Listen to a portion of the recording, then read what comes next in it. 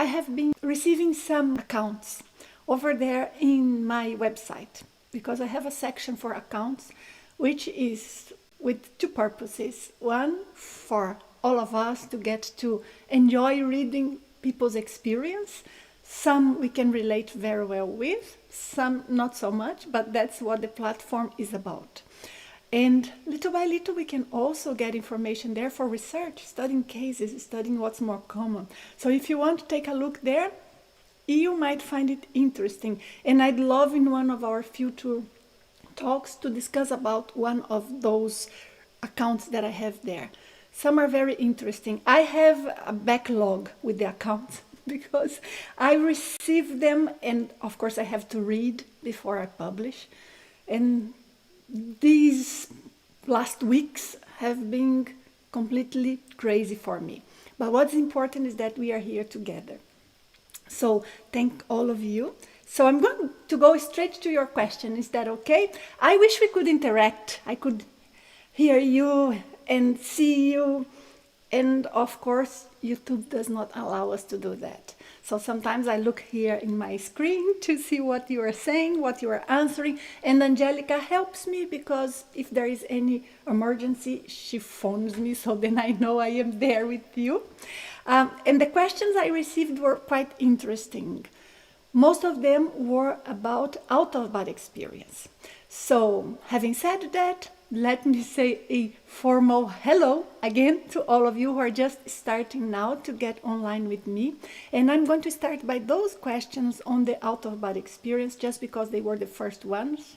Some questions were super philosophical, not so easy to answer, but very interesting topic. So let's see what we have here. So I'll go here in my list, and if we have time, we can even take some more here online. I have only 1 hour about that to be with you, because I have another event afterwards. So it's going to be an eventful evening for me. So first question here is from Mohier Gail. I hope I'm pronouncing your name correct. I'm just assuming it's French or something. Thank you so much for sending the question. You were the first one, so I loved it. And you'll say here something that I wish I had a very, very good answer to you. And that is the most difficult thing for us to find out. The question is, when I do OBE during the night, oh, sorry, you said, actually, I do OBE during the night when I feel the vibrations. But I would like to do OBE a little more often. Are there any clues for this? When I was young, I was doing OBE even when I was reading, very nice, talking to friends. So it was so easy.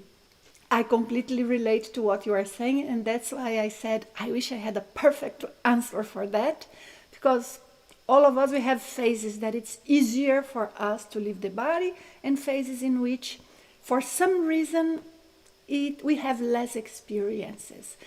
But there is, yes, one thing that I think is a tip, in your case in special. It's kind of a universal tip, but in your case in special, because you feel the vibrations, so you feel the vibrational state. You feel the moment of the separation in which the energies are expanding, especially the energy that connect both bodies, the physical and the non-physical body, and it produces these vibrations that we call the vibrational state. Vibrational state is only when the vibrations are all over the body and intense. It's not just a buzz, but I assume that's what you feel here. So in this case, what I would suggest to you is that you try and learn to control these vibrations.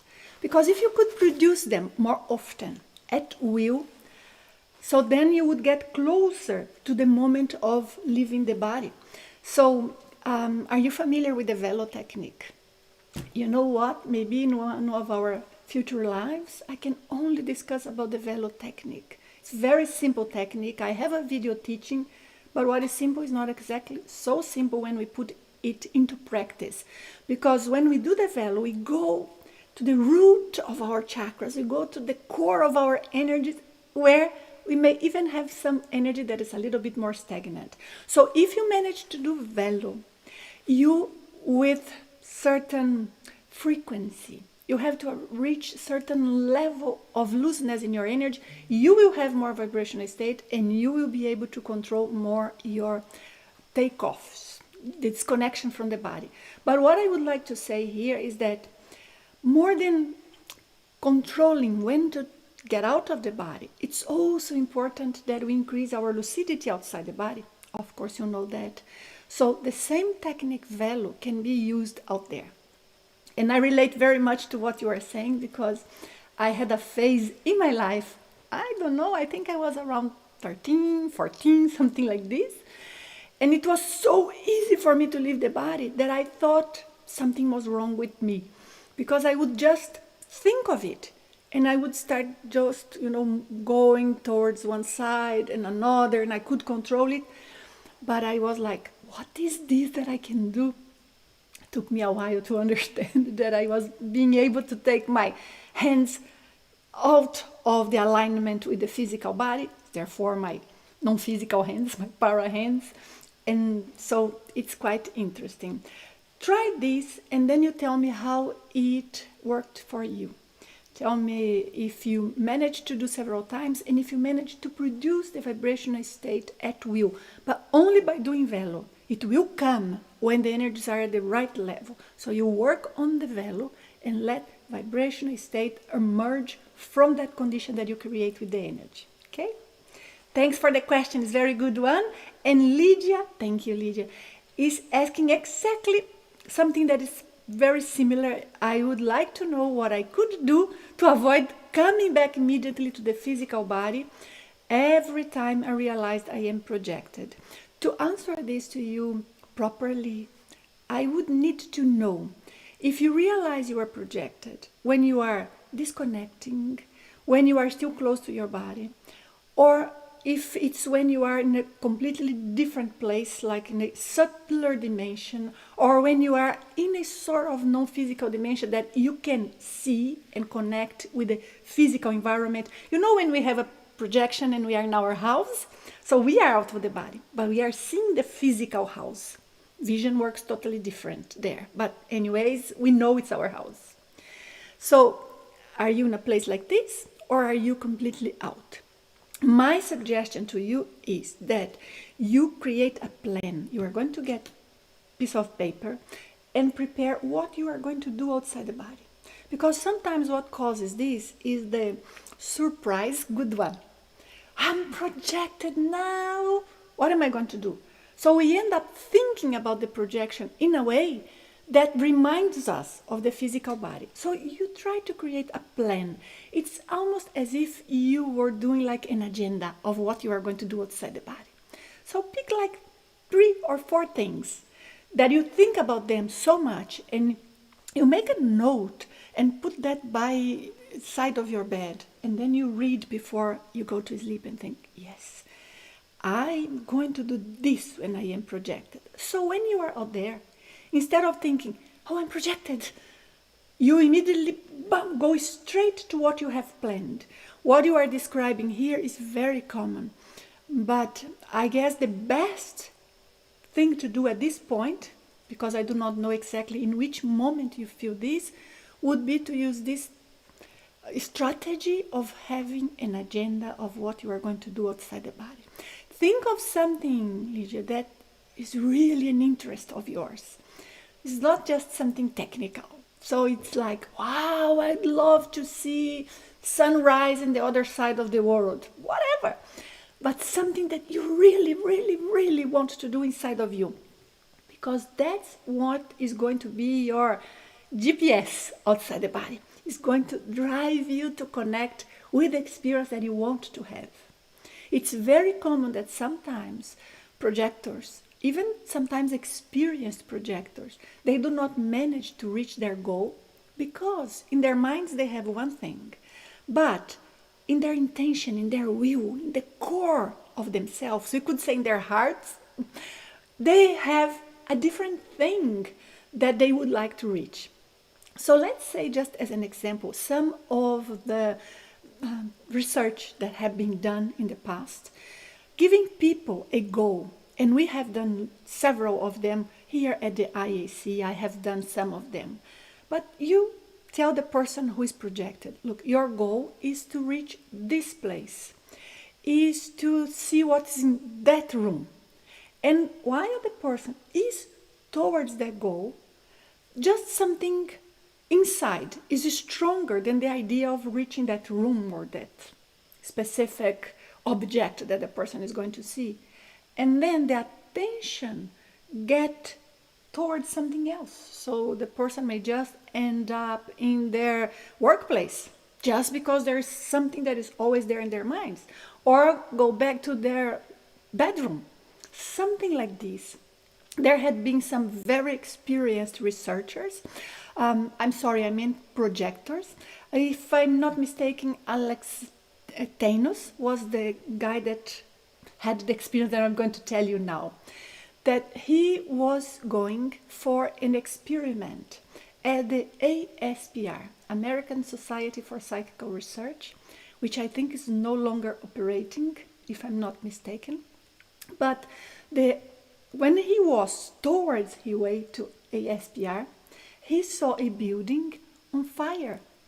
So he just got his attention so much into that, it distracted him that he could not reach his target. The room he was intending to go, it was for research purposes.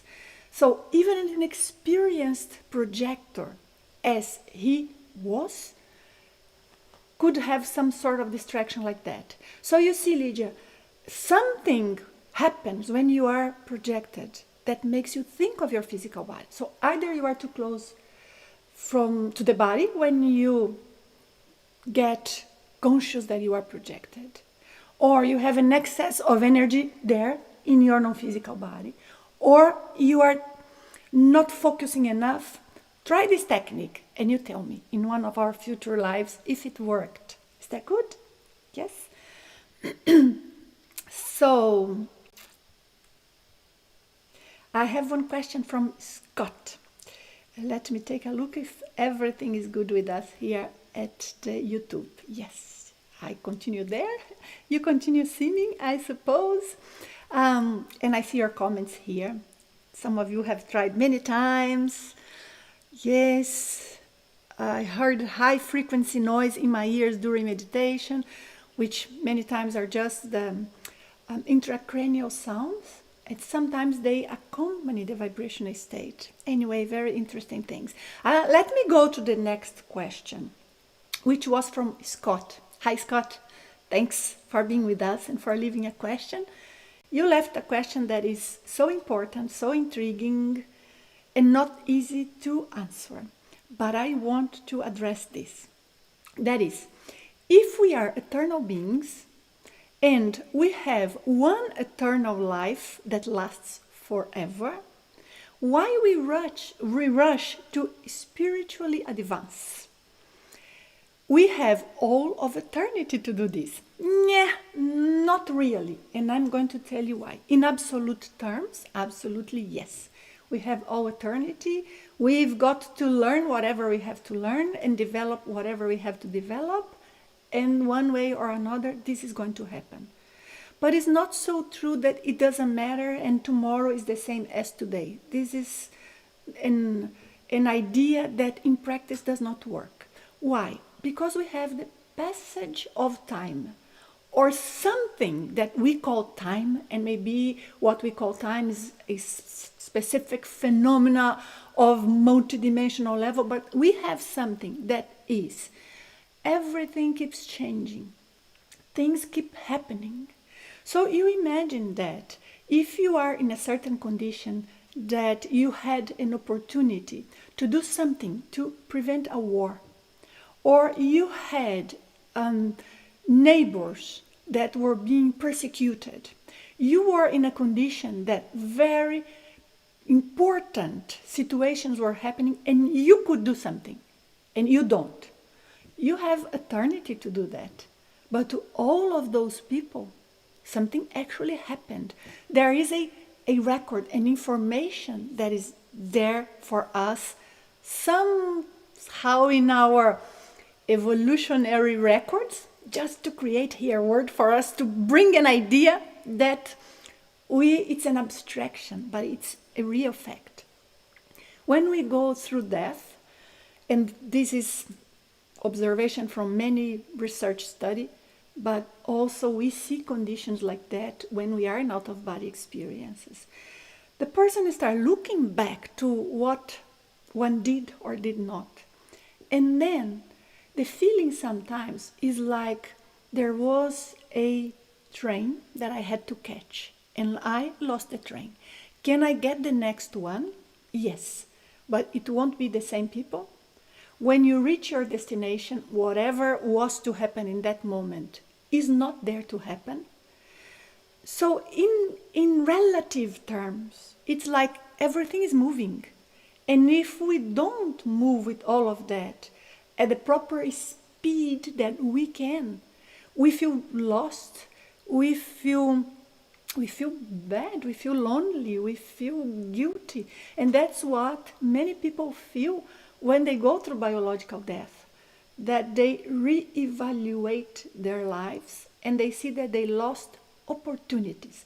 So we are talking about opportunities that come and go. And sometimes one opportunity that presents itself in this lifetime is going to take lots of lifetimes until a similar puzzle situation happens, meaning all the pieces of the puzzle and all the people that we were with are present there.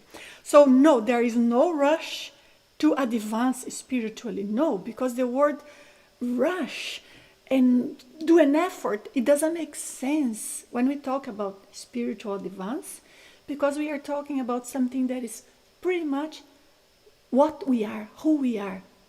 We are as lucid, as ethical or cosmo-ethical, like cosmic ethics, as I like to say, as we can.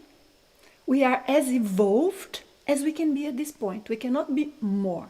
But given the level of evolution that we have, when we apply all of what we have developed, those are tools that allow us to feel more settled inside, to feel happier.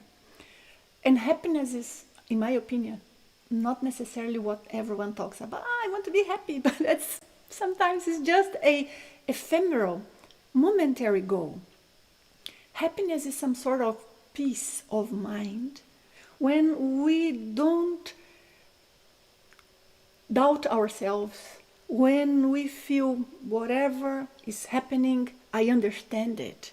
I can control who I am. I can control how I feel. And the truth is, I do not know you guys, but sometimes we cannot control how we feel. We know there is something that we should do different, we should think different, but at the end of the day, we just have some characteristics inside of us that if they were not there or if they were different, we would feel much better. We spread much better energy around of us. We make the environment, but not only our place, but it's almost like a wave that goes from all of us to everywhere. I'm not going to say to the infinite, because we are already with enough abstract concepts, but it goes through all dimensions. But the thing is, whatever is in the energy field of the other person and the other, all of that also goes to whichever level it can be. So we create a network of energy connections, and we are going to reverberate, resonate to those that are more in affinity with us. So there is so much that we would like the world would have already achieved in terms of social equality, better opportunities, respect to each other, relationships that are more enlightened, less of a pressure on people. But if we think a little bit, the problems that we have outside, we may have a tiny bit of them in totally different proportion, in totally different situations, of course, but what resonates to us? And the thing is, some of the not so nice things that happen, many people resonate with them. And those who do not resonate, they choose to be quiet. They choose to do nothing as if doing nothing meant nothing, because doing nothing is a decision and it means someone chose to do nothing. Everything is like registered. It's not someone taking note. It's registered on our own energy. We know what we felt. We know what we thought. We know what our real intentions were. This doesn't go away. And that's why sometimes there are some experiences that we have in a certain moment in one of our lifetimes that we have to experience it different and do different until we kind of make that more balanced manifestation in that specific attribute much higher in intensity and in frequency of cases that it happened than the unbalanced, not so ethical, not so lucid action that we have had in the past. So we keep learning, and we are doing mistakes every day. I am. At least I try not to do mistakes that are obvious. But sometimes even so, as I said, we have a certain thought, a certain emotion that you think, oh, I should be more in peace right now. Oh, I should be more patient. Oh, I should think more long term. Oh, I should connect with something bigger. But then in that moment we cannot. So it shows our limitations. But the more we advance spiritually, the more we influence others, and we are going to reverberate towards different things. And when everything keeps moving on and we look around, we are not alone. Those we loved in this life, in other lives, and everything we have experienced, everything we have learned, every effort we have made towards achieving something, not only for ourselves but for others, for the community. Whatever we have done, we look and it mattered because we went together. The feeling is called of, and I'm using here a figure of speech, of losing the train, missing the train. I'm sorry, I'm using the wrong word here. Of missing the train, that you are there and all of a sudden, I was not in time. I was not in time. That is not a nice feeling when we look back to how we chose things. And of course, I am not addressing directly your question, but I am bringing lots of observations that we can do when we are projected outside the body, when we have past life recalls, when we hear people who have had certain specific types of experience that were more transcendental, and frankly, some feelings that we do have in everyday life sometimes, and putting all of that into perspective. There is no rush to advance spiritually because it's fake. But to whatever level it's truly ours, it's nice that we keep moving on without pressure. The word rush that you use here also makes me think of something else, because some people, it's like they because they know something conceptually, they think they are that already. They get confused.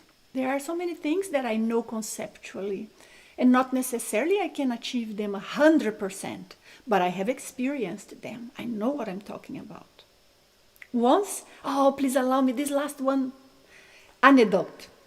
But once I was giving a talk when we were still in London. We met in London, right, Scott? So I have your question here. It's interesting that this comes to my mind.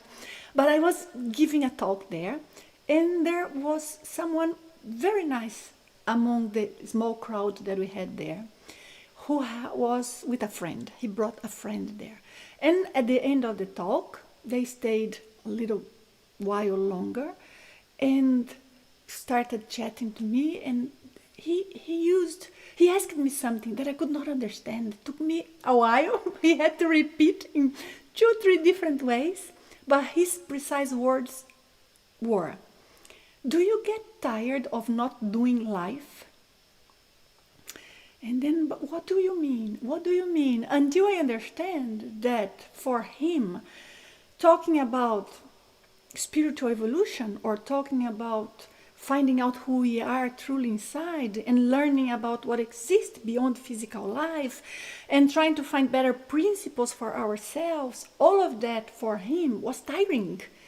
Was like he had to act in certain ways, and it doesn't work. It has to be natural. Who does not want to feel better inside of oneself? Everyone would like that. Who prefers hating instead of loving? Who prefers hurting instead of caressing? Nobody. Only someone who is already so hurt that is totally weak inside. So if we just allow ourselves to recognize what are the well-developed attributes that we have, those that are inside of us, and we make use of them, we find tools to develop beyond the point that we are already, so we can enjoy being able to think of different solutions and acting in different ways. I am so passionate about this topic. Actually, this is kind of what made me start researching all of this, because I feel like there's got to be a reason, right? Why things happen and why we are here. And nobody is so perfect. I have to tell you another story, but I promise it's going to be short. Once I was very young, probably 17, 18, very long time ago. But I heard of a sort of a community, like a retreat community. And I was thinking, what should I do with my knowledge, with my life? Where am I going to invest to help? And I went to visit that community, and I spent there quite some time, perhaps like 5 weeks. I wanted to know if that was the proper path for me to develop and to be able to do something with the feeling I had inside that the more we understand about life, the happier and stronger we can feel. So I spent 5 lovely weeks there.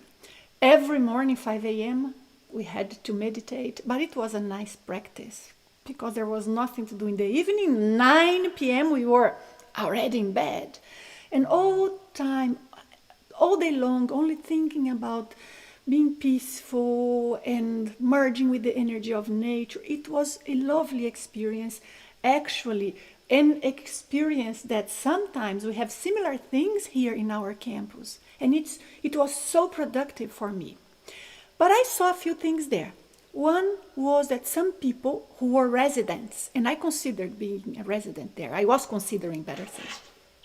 So some people who were residents, they were always so like seeing fairies. I do not know if it makes sense what I'm saying. Was like, oh, look at the birds. Oh, I put so much love there. Oh, that flower told me about my past. And I look and I say, wow, these people, they are, especially one girl that was there, she was probably around her 30s, 35. So, and she was always saying so beautiful things, so positive. To me, it was a little bit too much. But, okay, everybody there was so balanced. Until in the end of the 4th week, she went to São Paulo city because she had to renew her ID document. So she went, and then she stopped in the street. And how is São Paulo? So imagine you are in the middle of Times Square, New York. People are stressed, they are rushing. Sometimes you bump into someone, you have to look at what time it is, you have to look for the subway and go to certain places. And when she came back, that little flower was like a monster, because she was like, the man could not reply to me when I asked directions. He said blah blah blah, whatever. When I look at that, say, I'm not going to come and live here. You know why? Because it's not truthful. People can be so beautiful and so peaceful and talk about so beautiful things because they are isolated. They're isolated from the sort of stresses that we have in our everyday life, dealing with our husbands, with our wives, with our partners, or with the lack of, dealing with the neighbor, and dealing with documents, and dealing with politics, and whatever it is in the country where you are. So then I say, no, whatever I do, I have to do there, where my balance means I am learning to be more independent of what is around. Have I reached that 100%? No, I'm far from it. But I think I am much ahead in terms of experience, in terms of out-of-body experience, in terms of understanding my energy of others, helping environments, helping people, managing my own energy, being able to get rid of situations in the energy that I may experience, then maybe any of those are, or were at that time at least. I cannot say how they are, but they were. So I see that life taught me a lot, and I try to be truthful. I don't pretend to be perfect, and I only see fairies. Sometimes we see very good, we sense, right? We connect with very good spiritual beings, but sometimes there are awful things, awful. Last week, here I am again with another story. You see what you did, Scott? Bring this topic that I love talking about. But last week, I received an Amazon package. And it was so crazy because when the man returned to the gate was closed because there is a timer. So the gate was closed and I didn't know. And the guy could not ring me again. I didn't know they had this policy. So he came back. And instead of knocking at the door, he kept horning. I didn't hear immediately. It took me maybe 1 minute to hear that. And I come outside. When I come outside, he's shouting at me, yelling, "Yes, you are not going to do that. I'm not going to come here." So yes, I understand what he was talking about. So I get the control to open the gate again. But instead of allowing me to answer anything, to say anything, he throws on me all of those very bad energies that he had with him, only because the gate was closed. I know it's not good, and I apologized immediately. But guys, I had to work with energies probably for 1 hour to get rid of those energies, because it made me feel so bad, like something was against me, something bad was about to happen. And like, you know, when you are being criticized, but in a bad way, in a really bad way, that you feel almost like someone is beating you with energy or with their thoughts. That's what I would feel. Anyway, I'm very glad that I know how to handle energy enough to understand what happened with him, to balance myself, and to plan what I was going to do next time he was there. Because I cannot pretend nothing happened. It was not just a little misunderstanding. He threw on me awful things. And that's what happened next time he came. I talked to him. And he was completely different. But I was energetically prepared. Strong, very nice. But we need to learn, our grounds. And we need to be able to admit things like this, like I'm saying. What? So then because someone is familiar with energy, knows techniques, study, research, develop, then they are perfect? That is the problem, Scott, that I think a lot of these spiritual studies create, because people feel that they are forced to be who they are not. Whilst I think the real spirituality is look at ourselves and recognize ourselves as a transcendent being, a real spirit, and recognize what is it that we have already achieved. How is probably the place where we came from, in between lives? What sort of community we're in?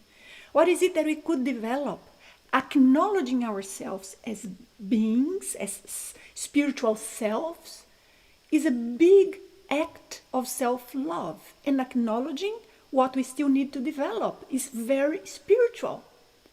Not pretending we are who we are not. That is not spiritual. Thanks. Sorry for the long answer, guys. Can I go ahead? So let me take a look here if everything is okay. Good.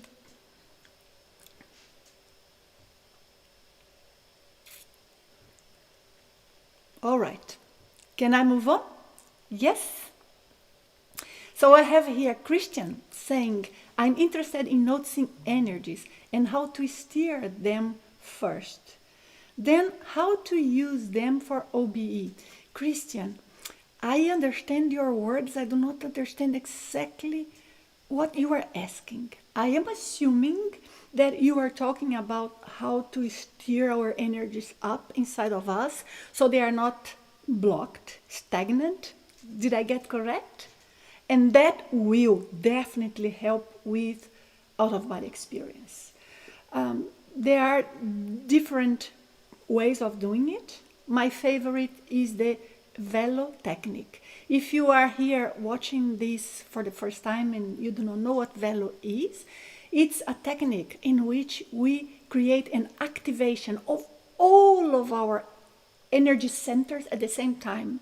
It's not only the main chakras, everything at the root inside of our bodies. So we start like creating an activation and getting rid of contaminations, old energies, patterns that we no longer need to keep with us, or energies like I just told you that we may get from outside or from someone and we are going to get rid of. This is what velo does. It puts the energy in place, and that's why it favors so much the out-of-body experience. I have had many people who managed to have their out-of-body experience because they were doing velo correctly. Having said that, I would like to say that I'm preparing a course to be like a crash course on velo, because in practice it's not so simple, because sometimes we don't sense the energies clearly, is that right? And then we are in doubt if we are doing correct. And then we may have sensations in different chakras that we want to understand better what they mean. We may have different thoughts while we are doing the energy work that we want to know why those thoughts appear in our mind, just pop. Because sometimes they are repetitive, like recurrent, and sometimes they are very nice, sometimes neutral, sometimes they are not nice. So what is it that a thought pops in my mind when I'm trying to do something good for me and trying to get rid of contaminations? So those are aspects to examine. If you take a look, I have few videos about velo here in the channel. Okay, Christian. And as I said, we can do a live only about that.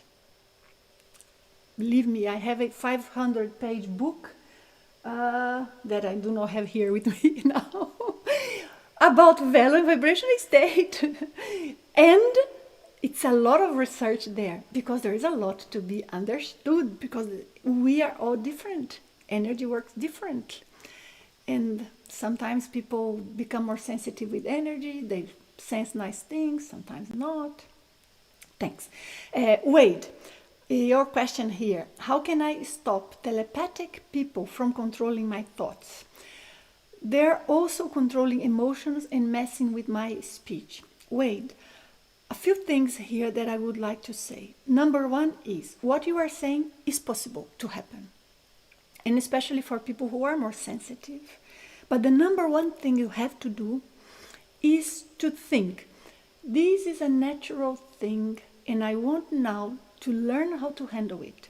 Why am I saying this? You know, when we are like in someone's house and there is one visitor there with some sort of attitude that just by the person being present, it already makes us feel not as comfortable. We want to leave earlier, or the contrary, or we may feel we want to engage in a conversation, or we lose our temper for nothing, just because, or at the moment that that person entered the door. So what am I saying this? Even by the looks, by the presence, by the way the environment is, it always influences us a little for us to be more relaxed or less. So number one is to understand this is a natural thing. However, for those who are more sensitive, they can sometimes end up feeling overwhelmed with this. So one thing is recognizing it may be a phenomenon. Another thing is to be overwhelmed. When we are overwhelmed, we may not necessarily, how would I explain it? We may not necessarily give the right proportion to things. It's like we get tired. Some people that I am working with, for example, in the private sessions, and there are cases so amazing. But I'm going to tell you, all of you, I mean, a situation. So imagine the person is constantly bombarded with thoughts about sex, sexuality. And whenever the person is meditating, working with energy, going to sleep, alone watching a movie, there's always that atmosphere of something going on sexually speaking. So after a while, so much of that comes that the person gets adapted to that and starts accepting that. So number one thing is, these things can happen. We do not want to overvalue them, but we want to know how to defend ourselves. So now I come to your point. But I had to explain all of these, Wade, so that what I'm going to say makes sense. What can I do to stop these people from influencing my thoughts? They do not control your thoughts. No one controls your thoughts. No one controls your energies. No one controls your emotions. But yes, people, especially non-physical people, spiritual presences, they can pull some strings, press some buttons because they know us. They are present. So that they influence us in a way or bring some sort of quality of energies that will cause us to have a certain thought or a certain emotion. Having said this is not simple, because once it's already there, the thought comes, and once you think of it, it becomes yours. But it was instigated initially by something that was not necessarily you at that moment. That's why I say the thought pops in our mind. So what you have to do is start by controlling your energy and telling yourself, no one controls me. You can make pressure on me. You can try and insist and insist and insist. And I will continue resisting and learning how to reduce your possibility, whoever that is, reducing your possibility of affecting me. And I will do that by creating a stronger energy field around on myself. Some situation is easy for us to reduce tremendously. I have helped many people in this condition. Sometimes, if the person already got into believing whoever they here are, that the person believe is there, if they start really thinking that their mind is controlled, it's very difficult to help, because clarity of mind, knowing what thought is yours and what is not, that is the number one thing. If you have that, there are tools that you can use to fight in a good way, fight by becoming stronger. So I hope I gave some tips. What is it that I recommend? Velo. Why? Because just what I explained a while ago, Velo starts changing the energy inside. Whoever is around and manage to reach our thoughts, our emotions, create situations, sometimes poke people around of us to do certain things. And there are energies producing all that. Whoever it is, whatever it is if our energies is more stable and create some sort of resistance, meaning things may come to you, but you have like a buffer, you have a moment to realize what's going on, to rethink, to recompose yourself, then you can deal with the thought that appeared there and say, no, I'm not going to go towards this line.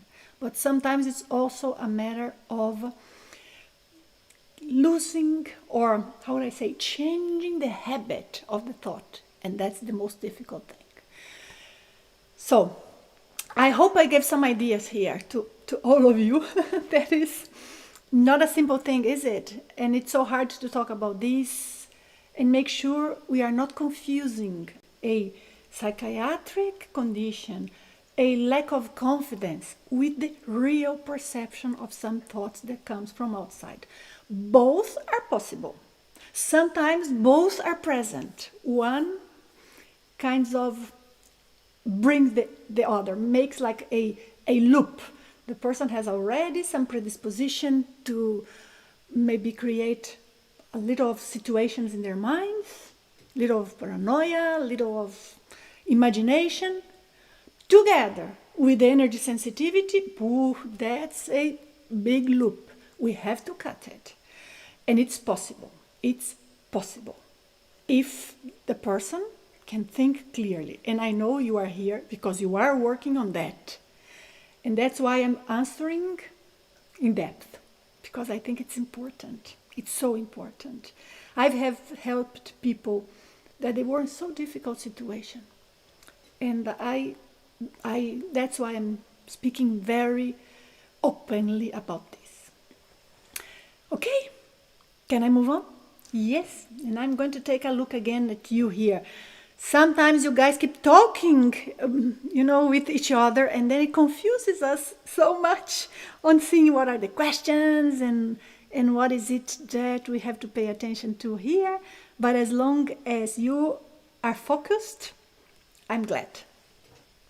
I'm going to go to the next question and keep an eye here on my time. Nanci Van Rijn, I already got a question from you the other day, right, Nanci? I think I even mentioned that I believe you are Dutch. Is that a Dutch name? You tell me in the chat, in the comments later. I would love to know. Are there small things I could do when I am going about my day at work that could help me better control my energy and make subsequent OBE easier? Yes, there are. I'm going to give some tips. Number one, Nanci, is to try to observe. Don't look for, but just make sure you are open to notice. You see the difference? Because one thing is us now start thinking, is there a noise there in the neighbor? So we are looking for. So that's not what we should do, I'm trying to suggest you do with energy. But a different thing is we put a very loud music on and we are so distracted that there is a noise and we don't notice. So when we look for the energy sensations and experience to see what is interacting with us, sometimes we interfere with the reality because we may see things where they are not. And some perceptions may be there and we don't notice because we are paying so much attention that we interfere. So don't do that. But tell yourself, when the energy around of me changes because of some connection that happened, physical or non-physical, it's a person, it's a place that I went to, it's a phone call, it's somebody thinking of me, it's a spiritual presence and non-physical presence, something changed. I want to notice. That is the number one thing.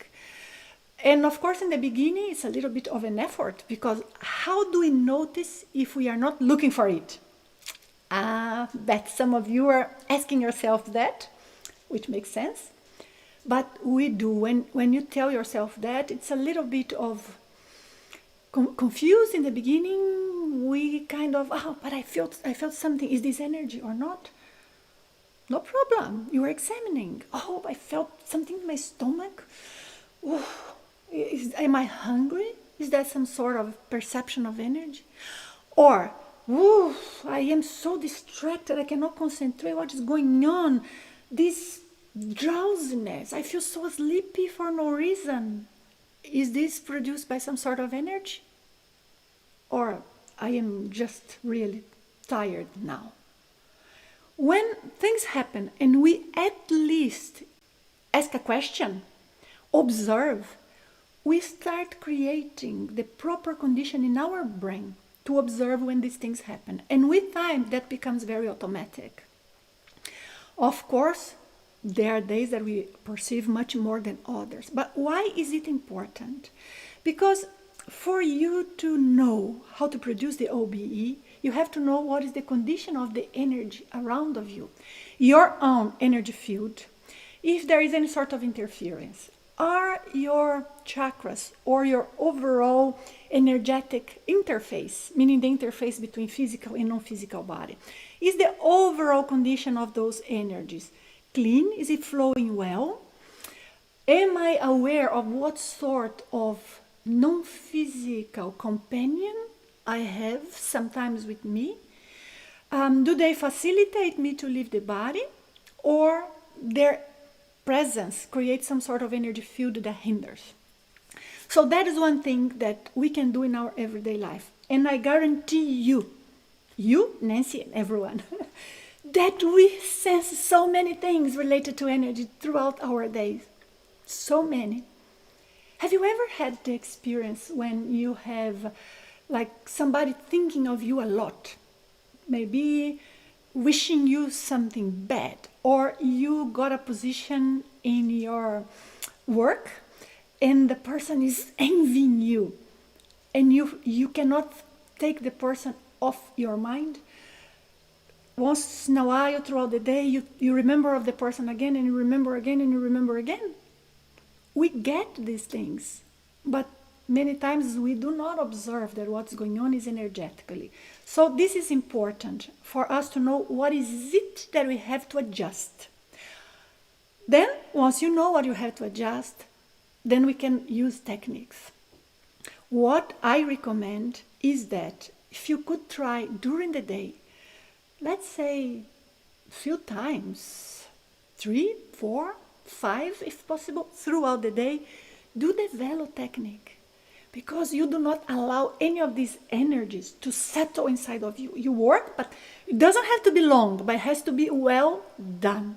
If it's not well done, it always helps, but it does not get to the point that I believe is important and can make a huge difference. It can make a huge difference because we gain control, not only of our energy, but of our thoughts, of our emotions, to the maximum of our ability. I'm not saying we are going to be impenetrable, but we can be with better self-defense, psychic protection.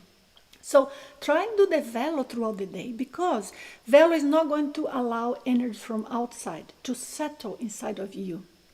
Because whenever you have interactions, and we all have, because our thoughts connects us to things. So whenever there's an interaction, there's a change in the condition of your energy in ways that are not healthy to you. When you do velo, you bring it closer to your balanced condition, which is not perfect, but it's your balanced. And that guarantees that its energetic interface maintains itself loose enough for the out-of-body experience to happen easier. I'm curious to know if you have had spontaneous OBEs. I assume so for your, based on your question, right, Nanci?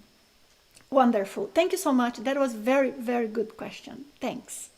Jean-Marc, hello. Nice to see you. Jean-Marc's asking me about velo.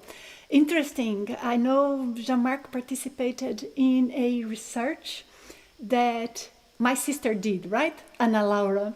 Ana Laura is the president of the IAC, where I contribute as researcher, as instructor. So we had same interest, and we have been working for 20 years together, so it's very nice. And she did a lot of work with the velo, with amazing results for the from her research, sorry. And I'm going to invite her to come here to the channel to tell us how it was. She presented in a conference, but you know, if sometimes we don't get to see the results because we didn't read the papers and we were not in that conference, so I'll bring her. Jean-Marc, thanks for asking about Velo. Velo is an amazing technique, an amazing tool.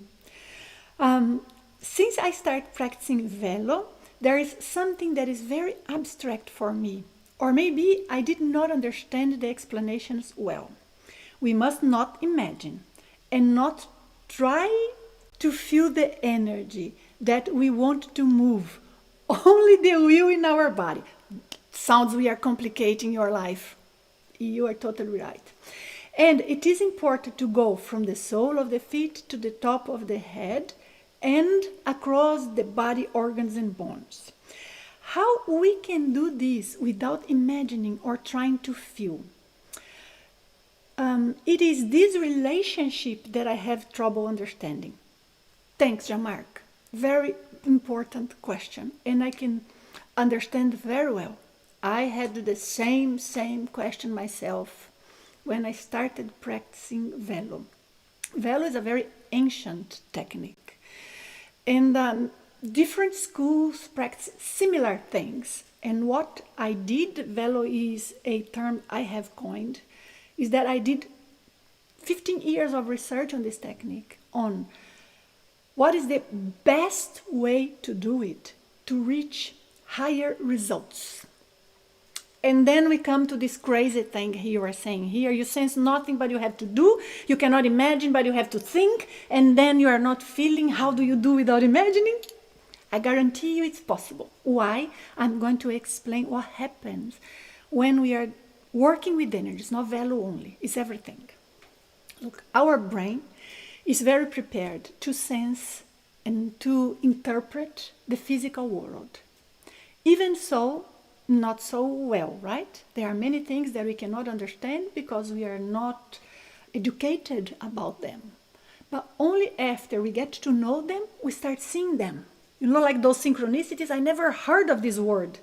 And now I hear it 5 times in a month. Yes, because now you understand it. It's part of what you can process. So our brain is wired to process the physical world. When we do anything with energy, we are using a body that is not the physical body, but we want to sense it. We want to be able to act on it as if it were the physical body. So then we look for sensations that will assure ourselves that what we are aiming to do is happening. And that is the problem. The problem is not feeling the energy. The problem is putting a priority on feeling energy. The priority is not on the feeling, it's on doing.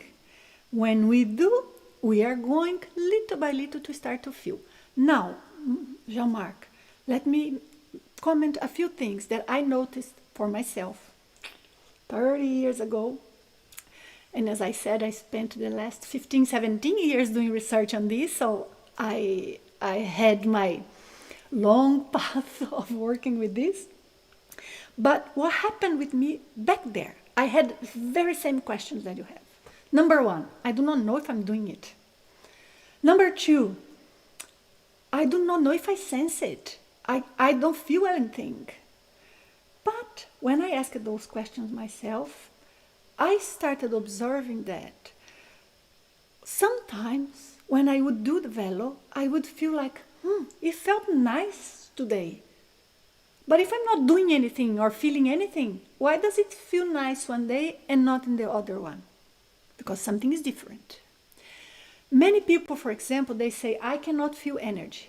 And then I ask them, is your sessions, are they different one from another? Is it a condition that sometimes the energy is heavy, like it weighs a ton, like you are trying to move a wall? And in other moments, you go and it's like, you can think of it. You can focus on it. Does it happen? If it does, that is absolutely normal, and believe me, it will continue happening because our energies are not always identical and we have different perceptions of how our energy is moving. But our brain looks for signs that are very physical. So when we tell people, don't keep trying to feel, it's because by keeping trying to feel, we may look for the wrong type of sensation. Because we will look for a wave, a buzz, a tickling, or a warmth. These things can happen. Some people feel.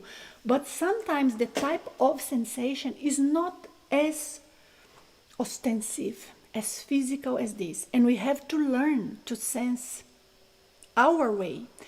And perhaps there are no words in our dictionary that can express what you are sensing. So you have to find the word yourself.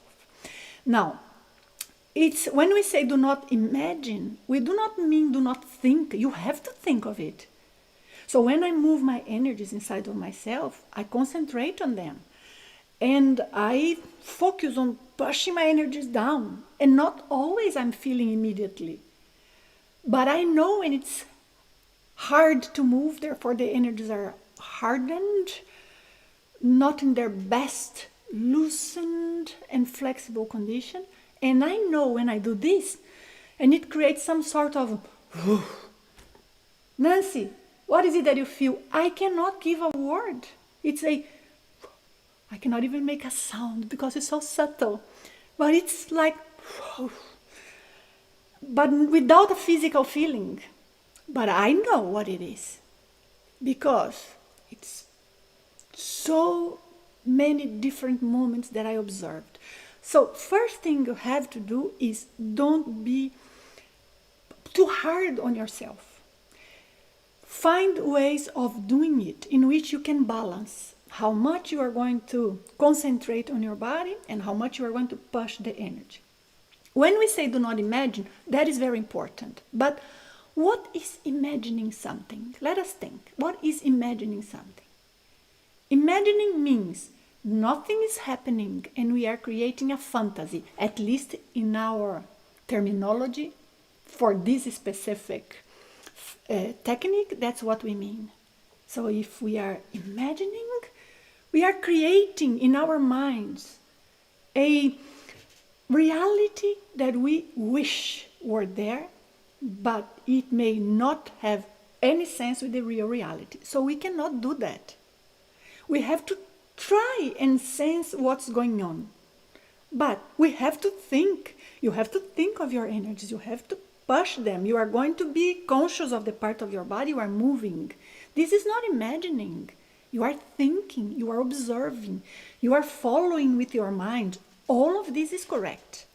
So velo is an act of our mind, a control of our mind over our energy.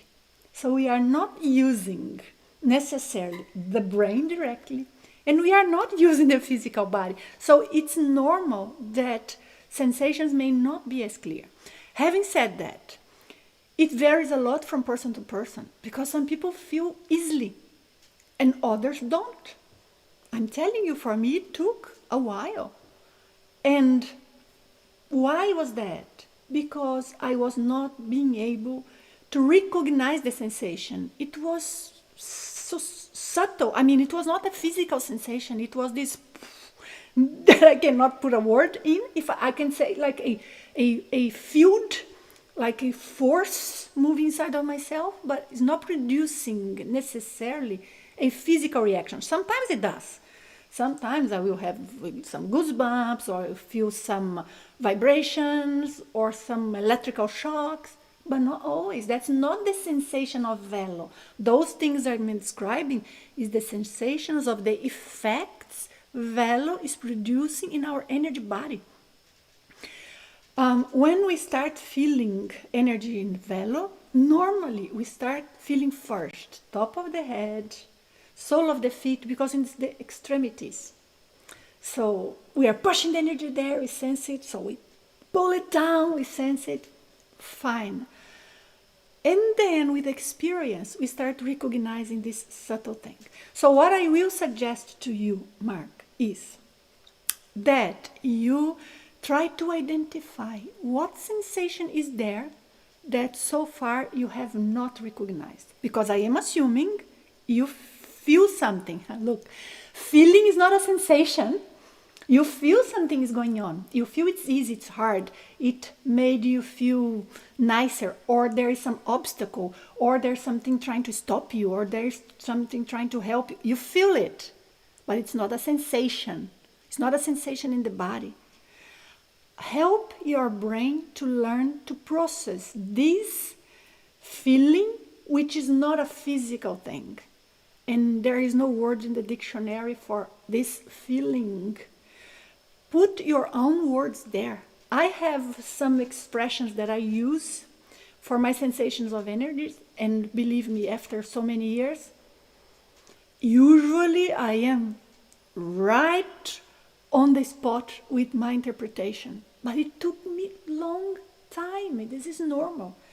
Nowadays, I can enter in a place, and sometimes just by getting at the door, I know what's in there. But look, 20 years ago, 15 years ago, I would suffer from the energies, or I would benefit from the energies, not necessarily having sensed why, but observation started helping me. And little by little, there's something that I notice that I cannot put words. So somebody comes close, and I know if the person is with a good or a bad company. I know if the person is going to do something that is not appropriate. I do not know always. Please don't take me wrong. I'm not saying I know always. But in many, many situations, yes, I get it. So if you ask me, what is it that you saw, that you heard, that you felt? I cannot put that into words, because it's not a perception with the physical body. So give yourself the opportunity of observing. Is there something subtle there that you are not acknowledging because you are expecting a specific sensation? Don't expect a specific sensation. If you are looking for something, a little box that you had in your house from, I don't know, place you have visited, and you think, oh, I knew the object was inside that box, and it is a red box, and you keep looking for a red box. But if the box is not red and your memory is betraying you, you won't find the box. So don't look for a specific sensation, and value what you feel. Value not what you sense, but what you feel. You feel easy, you feel nice. And I feel curious, Jean-Marc, to know if you could, in any of your sessions, reach some level of peace inside. Not necessarily you always manage to reach this level, because we may have energetic interferences, forces or energies around in the place, whatever, that may not allow us to go so easily and deeply into that. But have you ever come to the point of feeling that, at least in some of your sessions? You should have. And what you described here, yes, it's crazy like that. But for these reasons that I am explaining, and I hope it makes sense, we at the IAC, and I have been teaching with the IAC, so that's why I'm going to share this with you, have been teaching people to work with energy for over 30 years. Never we had somebody having a problem, because we teach them to understand what's going on. If we just give a technique and say, look, focus on this sensation, we can say that. And it's going to be easier for you, Jean-Marc, and for everyone, because some sensations, they are there if you pay attention. But then we guide the person to look for the red box. And the person is not going to recognize the other different aspects that are there. And it's important that it is recognized, because then we grow from the point where we are. And there is no limit. Who knows? Everything that we can feel, all of the experience that we have already had. So we'd rather spend a little more time into this and supporting people to learn how they process energy, because that is a very stable development that goes with us for future life even. It's there. That makes a deep change in our energies. And that is not telling us that we are only going to perceive in this way, because when we do this, when problems happen, the person does not know what to do. So we develop according to our pace. I hope what I explained makes sense to you, Jean-Marc, and gives you motivation to continue. Believe me, my friend, I know what you are talking about. Believe me. I described that in my book, how it took me a while and how I was in doubt when I started feeling, and I did not jump to conclusion. I am, funny enough, a very skeptical person. It's true. And so I compared, observed, but then there is a moment that we cannot ignore what's there. It wouldn't be correct. So not imagining is one thing, but demanding a so obvious sensation, that's the only type of sensation that we will recognize. That is the opposite mistake. So I'm not going to imagine, but I'm not going to demand that I have to feel this clear and I have to control that and I have to know what the energy is passing through. It's not like that. So let us accept what is it that I can already feel and I can already do. And there are days that I am very conscious of the energies. There are days that I'm not so much, and let's keep growing. And we will get to a point that we will know, or you guys will know, what is going on with your energy. I promise you. I guarantee. We never had anyone who could not progress with their energies when they properly follow the techniques. And that's not difficult. The trick here is in educating our brain to focus on the right type of perception. I can say feeling, but it's not a sensation. It's beyond a sensation. It may include a sensation, but it's not only a sensation. All right? I felt it was very important to address this. I have to stop. I'm going to get one last question here. Oh, I'm not sure I can. Let me take a look.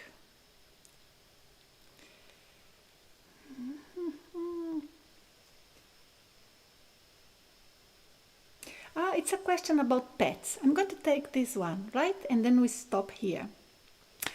Dominique. I do not know if it's a spelling mistake. Maybe Dominic or Dominic Lynch. Thank you for asking, for being here with us.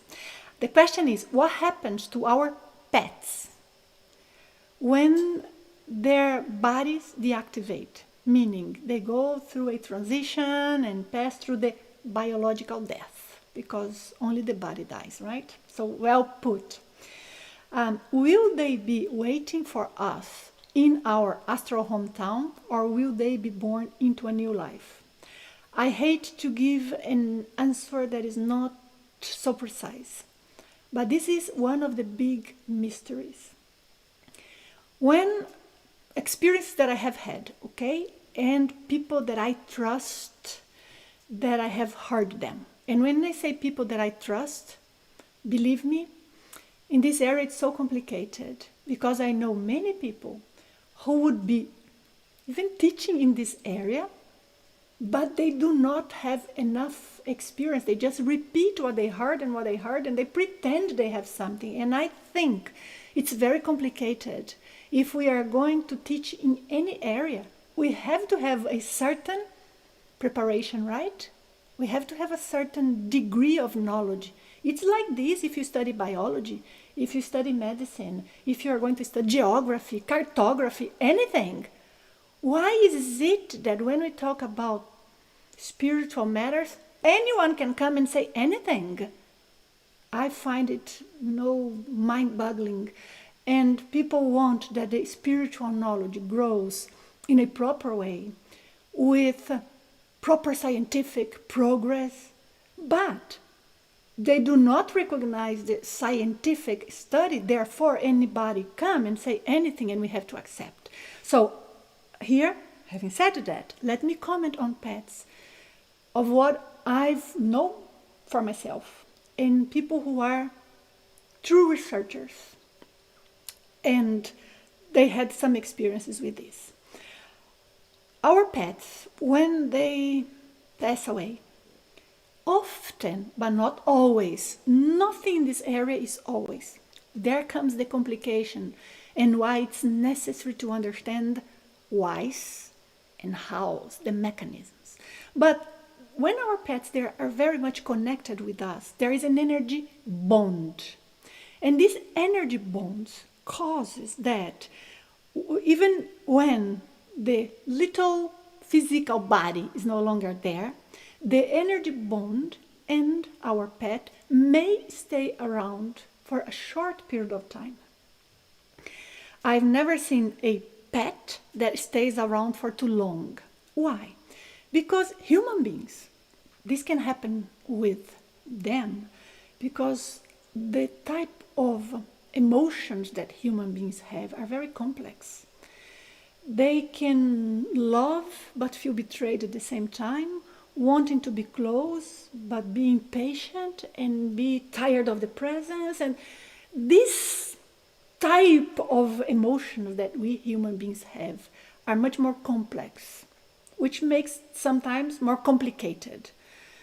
But our pets, they have a simpler type of psyche, not simpler mind. There is a communication, there is feeling, there is a lot there. But the mechanism of the energy connection is different. So often they would stay few days, few hours, and then they are connected with themselves. It's natural. We should let them move on. But then where do they go to? Are they going to be in the same community that we will be when we pass away? Never seen a case like that, Dominique. Never. I've seen some creatures outside the body that they look like animals, but when we get close and sense, it doesn't seem to be the same type of connection that we have with an animal here, like a pet. So where do the pets go? How long they stay between lives? I think it's logical that they will be born again, because their mental structure, their thinking, it's much more complex than we know.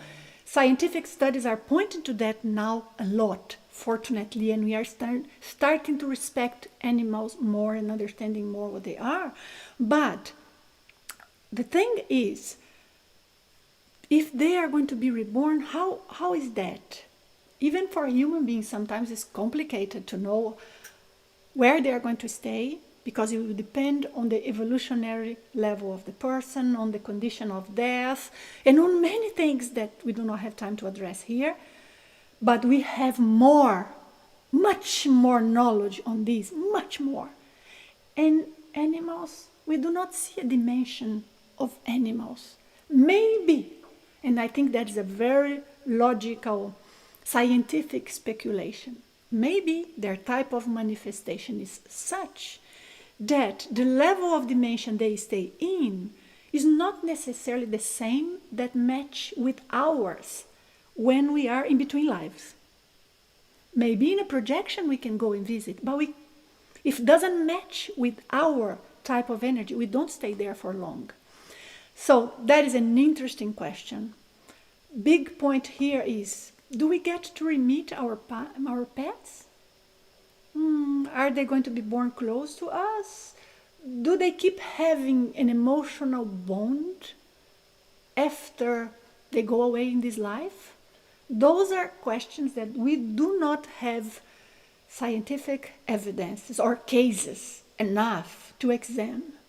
Some people think they recognize their pets from other lives, but all of the cases that I have studied, I'm not so sure.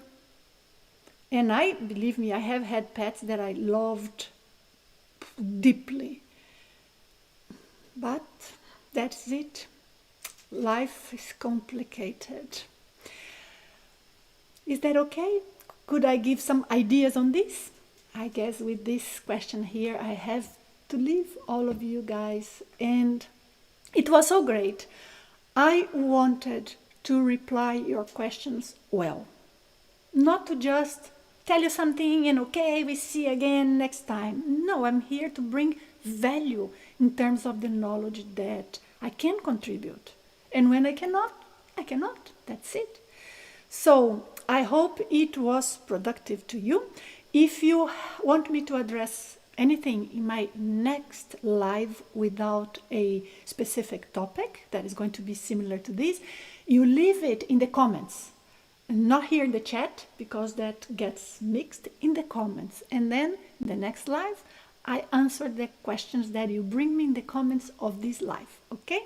And if you are interested in learning more about non-physical life, out-of-body experience, techniques, if you are not familiar with the Consciousness Development Program, take a look, because it's very broad program, okay? So this is not a commercial. I really think it's a very good program. If you do it, you're going to see me there many times. I am one of the instructors, but it's IAC's course. Wagner, my partner, and I, we have written the Consciousness Development Program, but it's our donation to the IAC, okay?